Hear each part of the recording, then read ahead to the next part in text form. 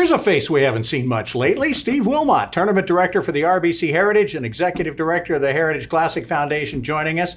It's just a natural to talk to him because just last weekend, wasn't it the Masters? Yeah, so this should be Heritage Week, right? Well, not this year. 2020 has been different for all of us. Even the foundation still found a way to raise money for local charities, even without any fans or concessions and all those other things that they use to raise money for. Tell us a little bit about it, Steve. What were you able to do? Well, Bob, great to see you, and thanks again for your continuing support.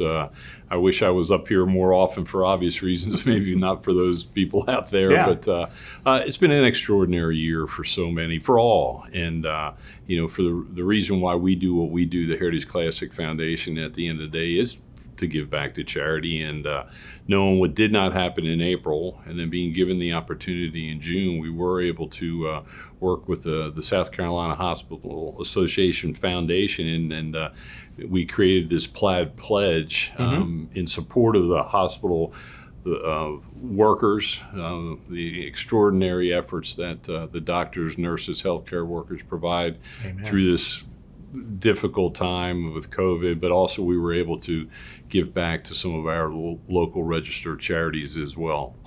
So you were at least able to do that, $40,000 worth, which is wonderful. Now I think folks, now that we're through the Masters and we're getting into the holiday season, and they're starting to think, what about the 2021 Heritage? I know you've been working on it. It's a 53-week-a-year job for you. What are we kind of looking at as we kind of grope through the winter? Still obviously a lot of unknowns, but what's the thought, at least on Thanksgiving? Well, do know, and going back to 20 here, so many different organizations, businesses were certainly impacted. And for us to be able to give $2,000 to these registered charities, not just here locally, but some around the state as well, was something that was important to us. But we want to get back to where we were in 2019, being able to give millions of dollars away to charity and get the economic impact going again as well. But 21 is evolving.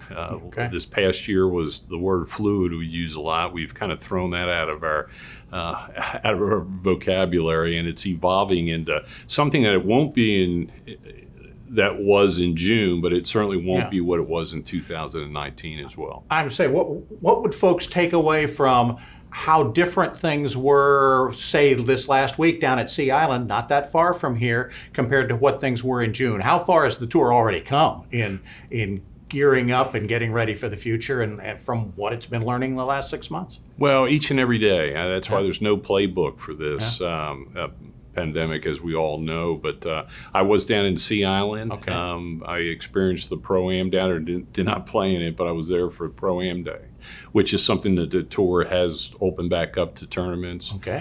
They had chose themselves for their own reasons not to have spectators, but there could have been a limited number of spectators, and that's something that we are looking at.